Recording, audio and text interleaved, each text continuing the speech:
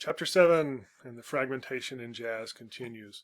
We use the term hard bop in Chapter 7 for a catch-all of a number of different styles that are closely associated. Hard bop, obviously derivative of bebop, but it breaks off into kind of two areas. One is kind of that straight ahead, even more aggressive than bebop style, and then with something that was called funky jazz or soul jazz. And you have a lot of artists that cross back and forth between the two styles.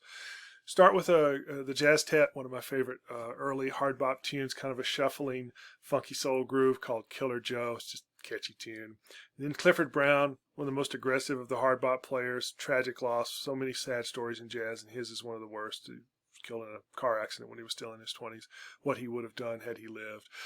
He played in a group with the great Max Roach, drummer, and Clifford Brown, and then Sonny Rollins, a very young Sonny Rollins, was playing in this band. And you'll meet Sonny again at the end of the chapter, but you can hear even in the 50s, he's already burning. Sonny Rollins, as I record this in 2020, still alive, still playing, an amazing, amazing musician. Art Blakey and the Jazz Messengers. The Jazz Messengers become a training ground for tons of younger musicians. You'll actually see a laundry list here of just a who's who of players that came through the band. And we'll talk about that again when we get to the end of the Young Lions, the dudes in Chapter 11. Got some nice ad copy here. Jazz Messengers started with Horace Silver as the pianist, and they kind of co-led the group. Horace left. He focused more on composition, had a long career as both a brilliant jazz composer and performer. You have a really nice tune called Cooking at the Continental, quintessential straight ahead hard bop, great band. A detailed listening example, you'll see that there. And then we get to the man, Charles Mingus. My friend Bob Foskett in El Paso, Texas, shot this picture. It's one of my favorite bass pictures of all time. Here's Mingus, perfectly still. This is outside at McElligin Canyon on a dark night. The sky above, but look at Mingus's hands. You can see that he's playing rhythm on the bass. It's an incredible shot. Mingus was an iconoclast. There's no easy way to describe him. You just have to listen and experience his music. You've got a great track, Better Get It in Your Soul. One of his classics he recorded a number of times. Again, a detailed listening guide here. And then you have what was basically Mingus's obituary. This ran in the LA Times, written by a famous jazz critic and actually a good composer too, Leonard Feather. And it's a real tribute to Mingus, but tells the story, tells the whole life story. It's a pretty great article. Take the time to read that with care.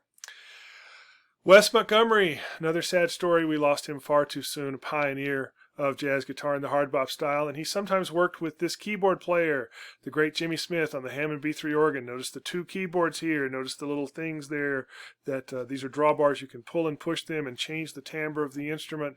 He's got a set of pedals here that he can play bass with his feet, and it comes out of the black and white gospel churches. It was used in funeral parlors. It's still bump bump bump bump bump bump bump bump bump bump bump bump bump. Right, you go to any ball game, you're going to hear a Hammond B3 organ or a permutation of it. This is actually a C3. This is a console instrument. No, it's not actually. That is a B3. I'm sorry. I'm just making stuff up. This is a Hammond B3 organ. There's a lot of permutations. It's a great instrument, and if you get into the minutiae of it, some people get really addicted to that jazz organ sound. There's nothing like it. And Jimmy Smith, he was the master. He was really incredible.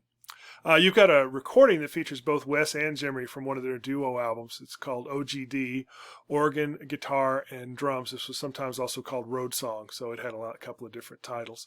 Miles Davis, we get to Miles Davis again. He reforms a second great quintet, and here it is. You've got the tune Mescalero. More than anything else, this is a place where I start to really encourage you to listen with headphones. You want to block out the world and just really listen to the interplay of this band, because by the time we get to this point in the late 60s, Miles's band is very intricate, and they're playing in this very aggressive hard bop style.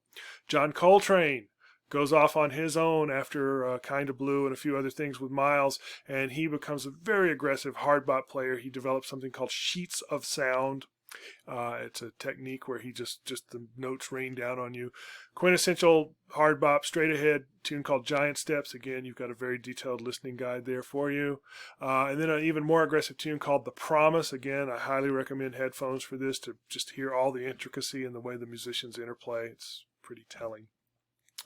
Sonny Rollins, here's Sonny Rollins again. On his own, you've got a tune called The Bridge, and you can read all about that story. And we finish up with a great picture of Tad Hirschhorn. Don't adjust your sets. That's really the orientation of the photo. That's how it's supposed to look. He was leaning off the stage as Tad took the picture, and it's just pretty darn cool. Again, tons of great Dig Deeper links. Click on any one of these. It'll take you to more recordings. In particular, this 9/11 concert, absolutely mind-blowing. And once again, Hard Bop today because it continues. From Hard Bop, we go to free jazz and the avant-garde.